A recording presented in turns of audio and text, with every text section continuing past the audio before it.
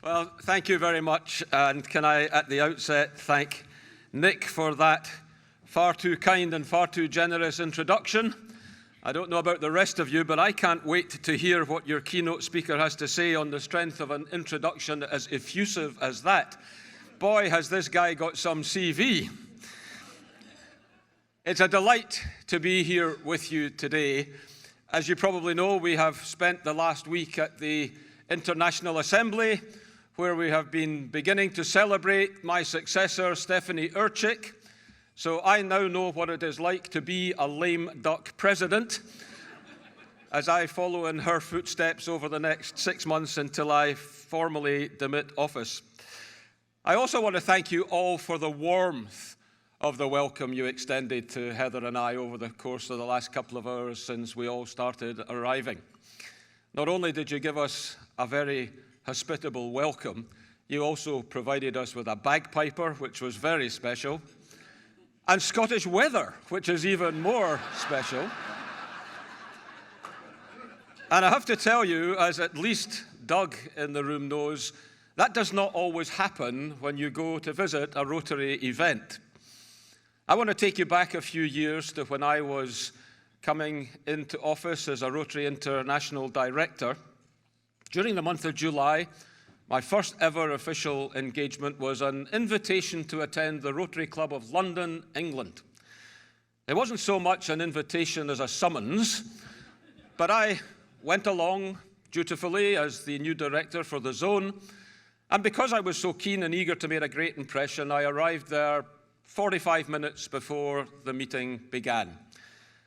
That was mistake number one, because I was the only person in the room.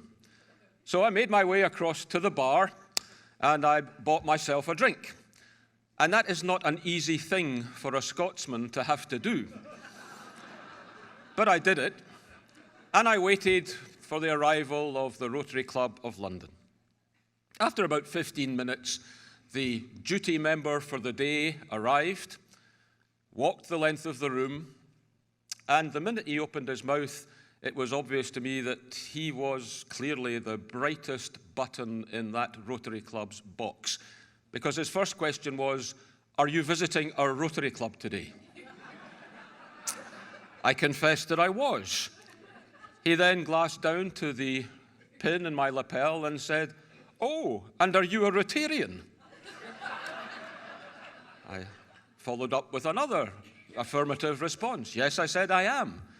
And it was then that he delivered his coup de grace as he humphed and said, "Ha, you chose the wrong day. We've got the new director of Rotary International speaking to the club today."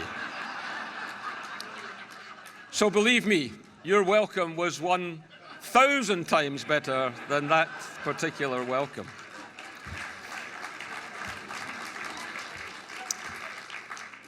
I'm still struggling, even 6 months into the role, I am still struggling to believe that I really am the president of Rotary International. And of course, that is where we all have something in common, because I'm sure many of you are still struggling to believe that I am actually the president of Rotary International.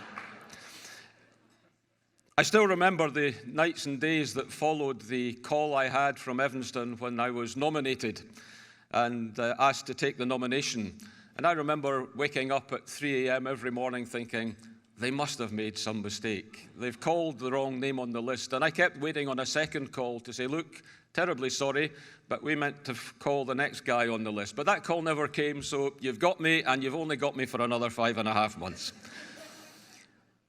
You have no idea how difficult it is to put visits and speeches into your diary when you're a very popular Rotary figure.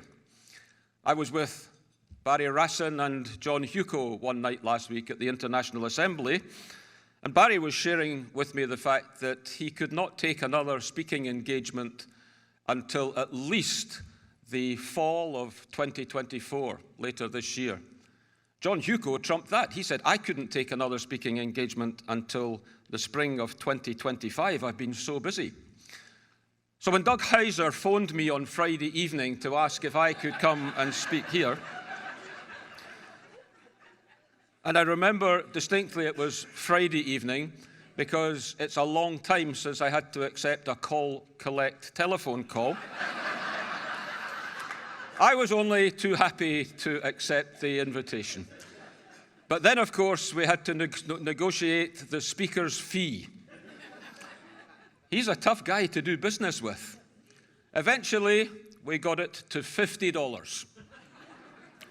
So I sent Doug the $50, and here I am.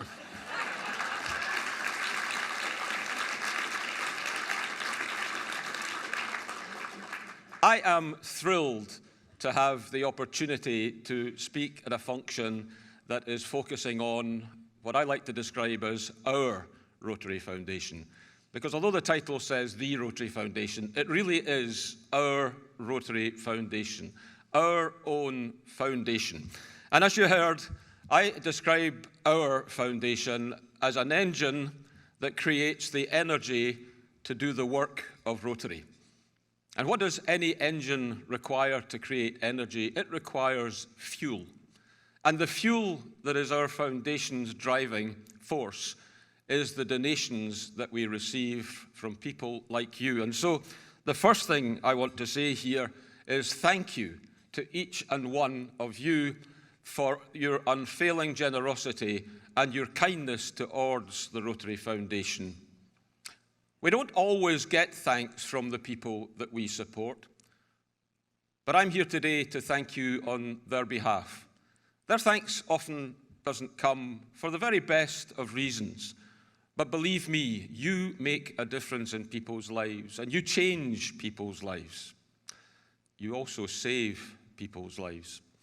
And Heather and I have been lucky enough over the last while to move around the Rotary world and to see just some, and it is just a snapshot of what the Rotary clubs and the Rotary Foundation, your foundation, our foundation, achieves. I want to tell you about Sudeep. Sudeep from Ahmedabad in India. For many years, Sudeep was tied to a wheelchair. He was missing a leg. Last April, when we were in India, we saw Sudeep being fitted with an artificial limb. One of 300 people who were fitted with a limb that day at a camp that had been arranged thanks to a global grant with the Rotary Foundation. Sudeep came into that clinic, came into that limb-fitting camp in a wheelchair. He walked away from that camp, able to return to his village, to his wife and to his family, anxious once again to be able to provide a future for them, to look after them and to care for them. And that only happened because of your support for our Rotary Foundation. I want to tell you about Kevin, a rather unlikely name for an Argentinian, wouldn't you agree? But we met Kevin in Buenos Aires in November. He was a student at the Escola Diana, which for over 60 years, thanks to our Rotary Foundation, has been supporting the education of young people who are unable to hear or speak. Kevin was excited about the fact that he would shortly complete his education in the Escola Diana and go on to study to be a hairdresser. He was going to be able to look after himself, to provide for himself, but that was only going to happen because of our Rotary Foundation and because of your generosity. I want to tell you about Ahmed. Ahmed, a small boy living in Karachi, Pakistan. And when Heather and I were there in October of 2022, I can still remember in my mind's eye the 2 drops of polio vaccine that fell into his mouth as we took part in an immunization campaign on World Polio Day. More importantly, I can still remember the look of gratitude in his mother's eyes as she realized that thanks to our Rotary Foundation, thanks to you, her son Ahmed would not run the risk of contracting that terrible, crippling disease. And if I may, in slightly more detail, I'd like to tell you about Anna. Anna, a 4-year-old girl in the Philippines, born with a congenital heart defect, a hole in her heart that would ultimately not just limit her life, but take her life at an early stage.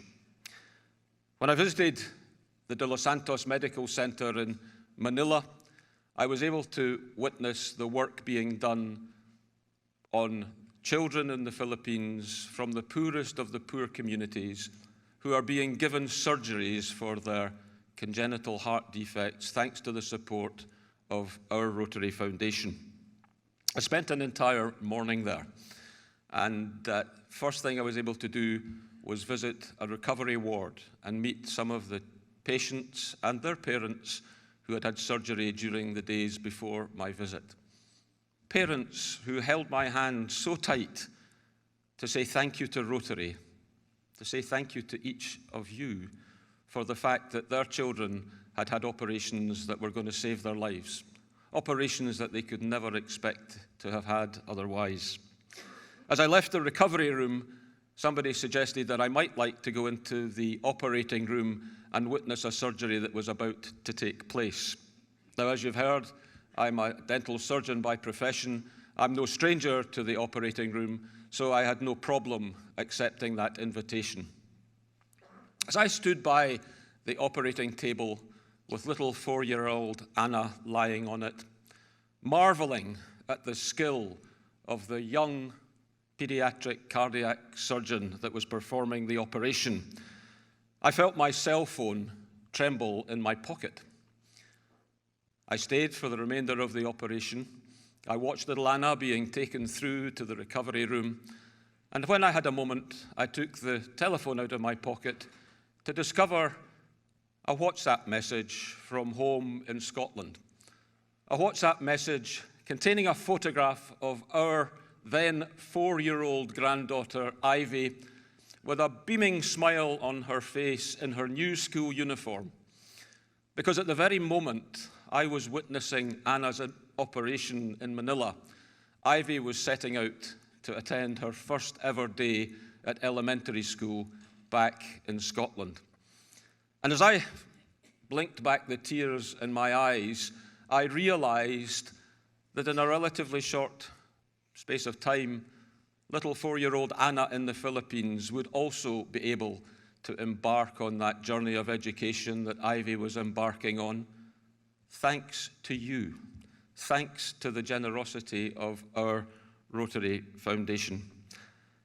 I could tell you so many other stories, so many other examples of where Heather and I have witnessed with our own eyes the power of our Rotary Foundation. And believe me, there is nothing better than being able to witness it with your own eyes, because that is when you realize that that foundation and Rotary is such a powerful force for good in the world.